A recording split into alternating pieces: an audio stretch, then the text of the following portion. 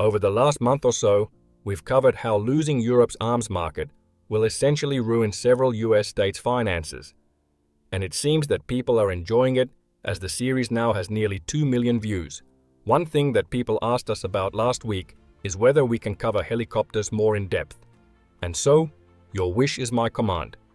In this video, we'll look at the various US-made helicopters Europeans are using in their armed forces and their very capable European alternatives. And if there's time for it, we'll start looking into surveillance assets like planes, listening equipment, and logistical elements. Since we covered some naval helicopters in the last episode, I'm going to start today's video with the main land-based military helicopters.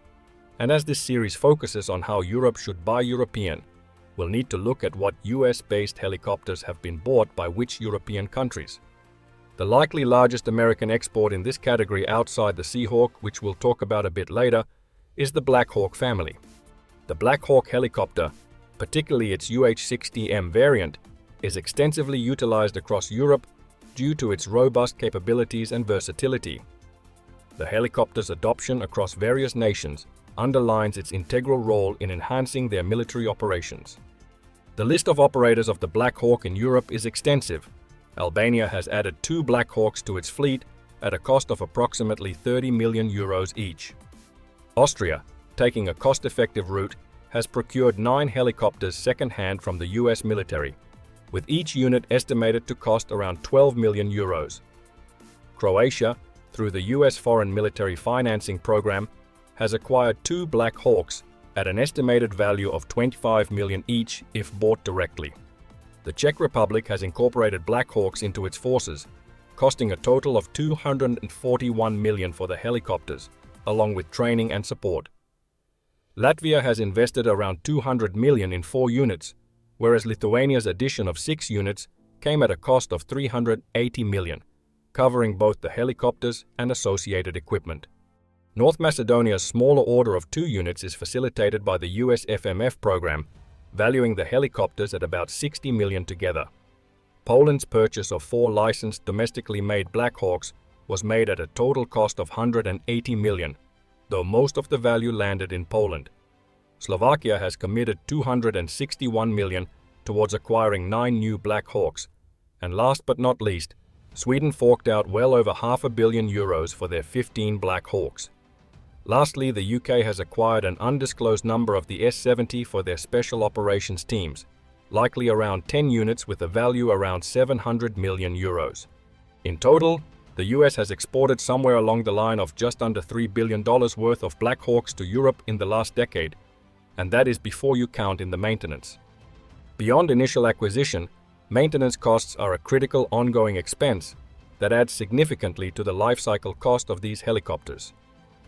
Maintenance is essential for ensuring operational readiness and safety, and can often amount to a large fraction of the initial acquisition cost over the helicopter's service life.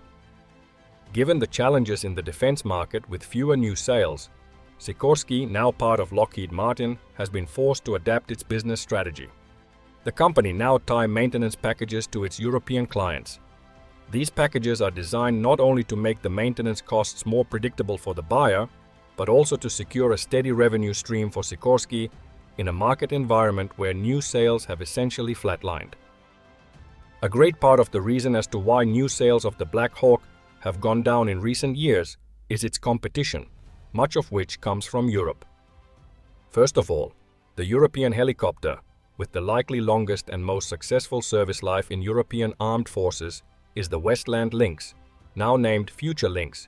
It still holds the record for the fastest non-compound helicopter, with a staggering 400 kilometers per hour. Various versions of this helicopter has been in service since 1978, and it's taken part in everything from the Falklands War to Afghanistan. While the older Lynx is getting old, it still serves in the German and Portuguese navies, and the newer variant, the Future Lynx or Wildcat, is serving in great numbers in the British Armed Forces. As a third alternative in the medium to heavy helicopters, I'll put the newest Super Puma from Airbus. I know people might react to this, but going on operational successes and proven capability in operations ranging from Afghanistan to about 12 different engagements in Africa. It is a proven model with a large customer base. It is the Special Forces helicopter of choice of many special operations teams that do not rely on the Black Hawk. The next large export item of the American defense industry in the helicopter space is the Apache attack helicopter. The United Kingdom has undertaken a substantial upgrade of its Apache fleet. Originally operating 67 Apache longbows, the UK has decided to upgrade 50 of these to the newer E model. The upgrade program is estimated to cost approximately £420 million, translating to around $8.4 million per helicopter. Greece operates a significant fleet of Apaches, consisting of 20 A models and 28 D models, totaling 48 helicopters. The cost of these helicopters, especially the newer D models, is estimated to be between $35 million to $40 million each, depending on their configurations and included systems. The Netherlands has a fleet of 28 D model Apaches, after originally purchasing 30. The procurement was part of a larger deal valued at approximately $600 million, averaging about $20 million per helicopter. The Netherlands is also considering upgrades to the E model, which would involve additional significant costs reflecting the advanced capabilities of the newer version. Recently, Poland has made a major commitment by ordering 96 Apache Guardians, with the contract valued at around $10 billion. This puts the average cost per helicopter at about $104 million, a figure that likely includes extensive support, training, and systems integration services. Though with Elon Musk seeming to piss off both sides of the political spectrum in Poland, this deal might not go ahead as planned. So, what sort of attack helicopters does Europe bring to the table which can compete with the Apache? Needless to say, Boeing isn't just struggling in civil aviation when it comes to, among others, Airbus. It is also the case for its Apaches versus Airbus's attack helicopters. You can't really get far without mentioning the still popular Eurocopter Tiger, a medium-lift attack helicopter, which is operational in the French, German and Spanish armies. While it is not the newest kid on the block, it is still produced and delivered, albeit under the now dominant Airbus consortium, which is branching out its operations right across Europe. As with the Lynx, this platform is used both in naval and land attack variants, and it has been operational in most conflict zones where NATO have taken part since the airframe's inception. Leonardo is turning into a bit of a production powerhouse when it comes to attack helicopters. Their T-129 collaboration with Turkey is getting to a point of being exported to the Philippines, Nigeria and Turkey, and it's likely one of the most underrated attack helicopters in the world. It is based on the old Mangusta helicopter, which still serves in the Italian army. Last but not least, Airbus's completely new H-145, likely the helicopter which will replace many of the Tigers currently operating in Europe. Many nations are currently taking their first deliveries of this extremely advanced lighter attack helicopter, including Germany. While the Tiger is an overwhelming aircraft, the H-145 is a stealthier frame equipped with smart weapons like missiles and advanced electronic warfare apparatus. For a look at something which appears like it is going to be a very promising future attack helicopter, the Leonardo Fenice is showing excellent signs of something which could turn into a stalwart Apache and Tiger replacement in Europe. It is currently undergoing trials in the Italian army and will likely soon see other nations ordering this variant. So, what about pricing? The Apache cost around €100 million per unit for Poland, but this likely includes armament and support, so the likely figure is probably a lot lower, somewhere along 60 to 80 million, though this is still by far the most expensive attack helicopter on the list. The Attack costs somewhere around 40 to 50 million, the H-145 is around 15 million, and the Tiger is around 40 million. The Fenice will likely cost somewhere along the lines of the Tiger once it comes into the market. Now let's do a quick summary of the Seahawk situation from last week. America exports a lot of Seahawk helicopters to Europe. The Danes, Greeks, Norwegians, Spanish and Turks have all put down considerable amounts for this variant, and as we discussed last week and also during this video, there are very credible European alternatives. As we discussed, there are plenty of options, including the Wildcat, NH-90, AW-149, and that there is really no reason to buy a Seahawk. You can find the video in the comments and description below this video. Now, let's change gears into the aerospace surveillance field. Yet again, this is an area where Europe has invested heavily into American equipment in order to fill roles which frankly European defense industry could cover ourselves.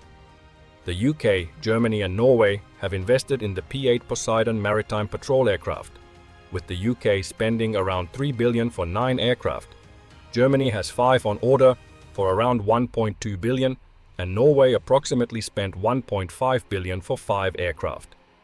These platforms are equipped for multiple roles, including maritime patrol, reconnaissance, and submarine warfare, which is part of the reason for Norway and Great Britain's selection of this aircraft due to the proximity of Norway's territory to Russia's northern fleet. Meanwhile, Airbus makes very capable similar variants in Germany, France, and the Netherlands, in example the C295, and Saab of Sweden does exactly the same thing with its Swordfish series.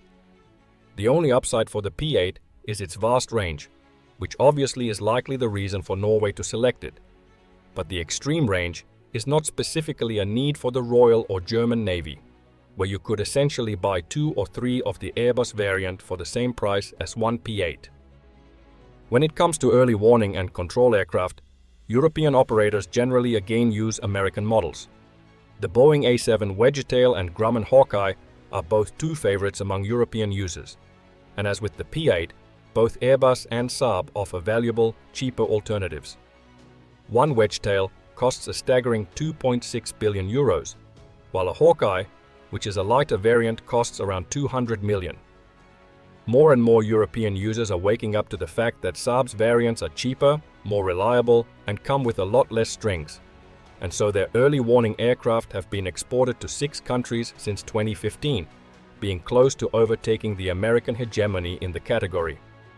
As I've already posted another video this week, I'm running a bit short on time, so I'm going to leave satellite technology, logistics, and support technology until next week. In the meantime, you can find this week's video and the playlist for this series in the comments below.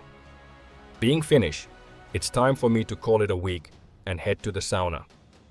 Have a wonderful weekend wherever you are, and stay safe, folks.